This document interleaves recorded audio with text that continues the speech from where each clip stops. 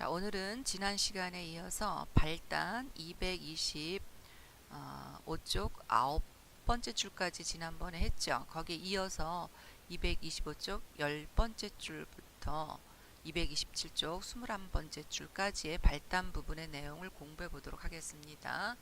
자, 어쨌든 발단 부분은 진수를 마주하러 가는 만도의 모습이 그려지고 있는데요. 자, 첫 번째는요, 진수를 마주하러 가는 여정. 자, 이게 두 번째가 되죠. 첫 번째는 뭘까요?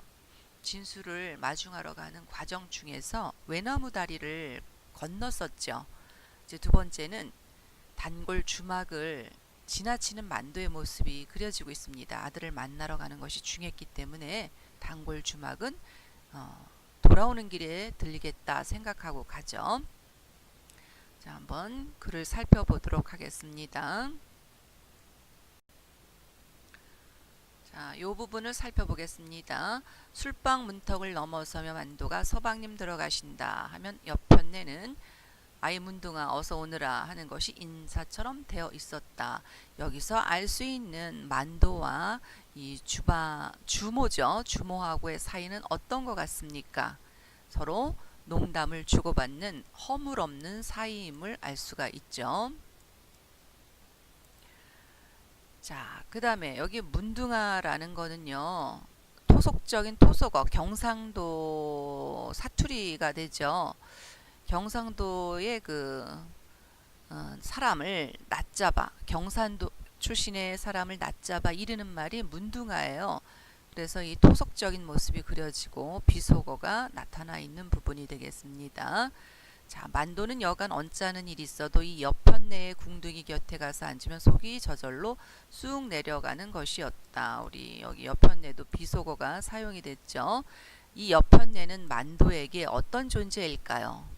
그렇죠. 위안이 되는 존재가 되겠습니다. 자, 그 다음 두 번째, 진수를 마중하러 가는 여정. 자, 두 번째, 여기서는 두 번째지만 이제 세 번째가 되죠. 첫 번째는 외나무 다리를 건넜고요. 두 번째는 주막을 지나치고 장거리에서 아들을 위해서 고등어를 사는 만도의 모습이 그려지는 것이 여정.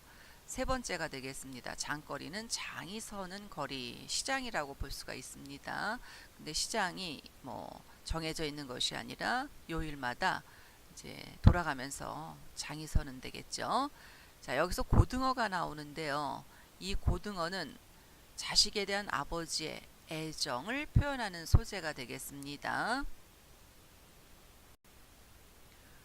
자, 바로 여기죠. 진수가 돌아오는데 고등어나 한 손 사가지고 가야 될 게 아닌가 싶어서 있다. 이 고등어를 산 이유는 뭐나? 바로 전쟁터에 갔다가 돌아오는 아들을 위해서 아버지가 할 수 있는 사랑의 표시죠. 그래서 이걸 살까? 저것이 좋아 보일까? 또 어떤 것이 먹음직스럽게 보일까? 이리저리 생각하면서 산 것이 고등어 한 손이 되겠죠. 그래서 아버지의 사랑을 나타내는 소재는 뭐냐? 바로 고등어가 되겠습니다. 아들에 대한 아버지의 사랑이 담겨 있는 것. 사랑 또는 정성이 담겨 있죠. 사랑과 정성. 또는 애정을 나타낸다 이렇게 볼 수가 있습니다. 자, 아버지는요 고등어를 샀는데 자, 아버지 만도는 장애를 가지고 있죠. 왼쪽 팔이 하나가 없었어요. 고등어를 이제 한 손을 샀어. 그런데 달랑달랑 들고 정거장을 향해 가는데 겨드랑이 밑이 간질간질했다. 이 고등어를 들고 가는데 팔하는 한쪽에는 고등어 한 손이고 한쪽 팔은 없었죠. 참 딱했다. 이 부분에서 우리가 알 수 있는 거는 만도가 장애가 있다. 장애가 있음을 강조하기 위해서 고등어를 산 한 손이 나와 있죠. 그 다음에 그러나 한쪽밖에 없는 손에 고등어를 들었으니 참 딱했다. 이 부분은요. 겨드랑이를 긁을 수 없는 상황이다. 즉 손이 없다. 바로 왼팔이 없다는 것을 드러내는 부분이 되겠습니다.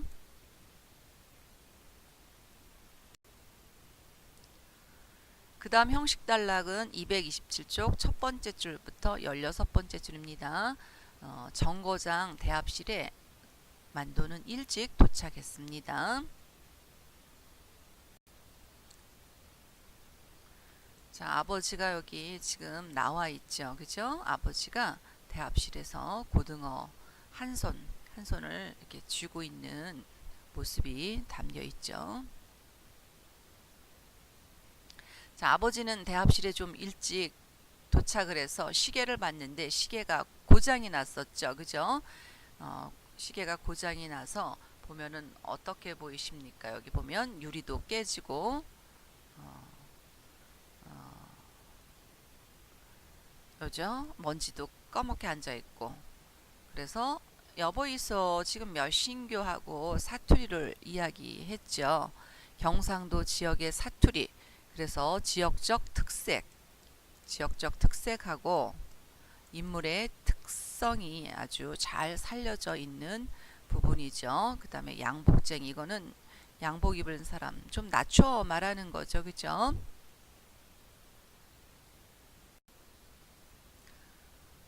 그 다음 문장에 보면은 정거장 대합실에서 회상에 잠기는 만도의 모습이 담겨 있어요.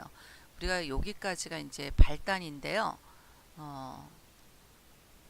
이 정거장 대합실이라는 게 아주 중요합니다. 만도의 과거를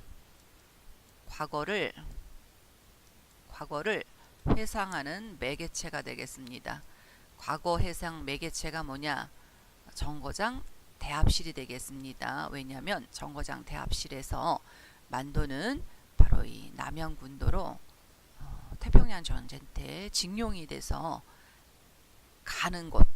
그래서 이 정거장 대합실에서 고향을 떠나게 되죠. 그래서 요 정거장 대합실은요, 진수를 기다리는 장소도 되지만 만도가 과거를 회상하는 매개체가 되는 장소가 되겠습니다. 여기에서 만도는 징용에 끌려가게 되죠.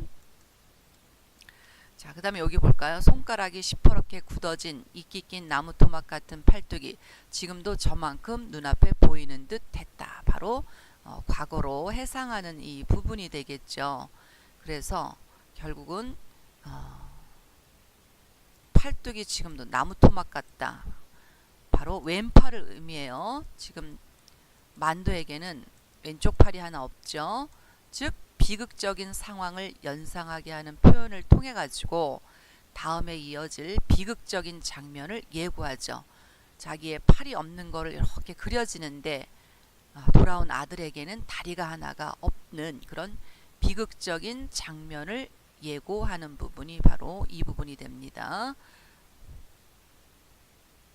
다시 한번 말씀드리겠습니다. 요 부분이요. 요 부분이 비극적인 장면을 예고하는 부분이 되겠습니다. 자, 여러분들은 이야기의 복선과 소재가 어떤 의미를 가지고 있는지 다시 살펴보겠습니다.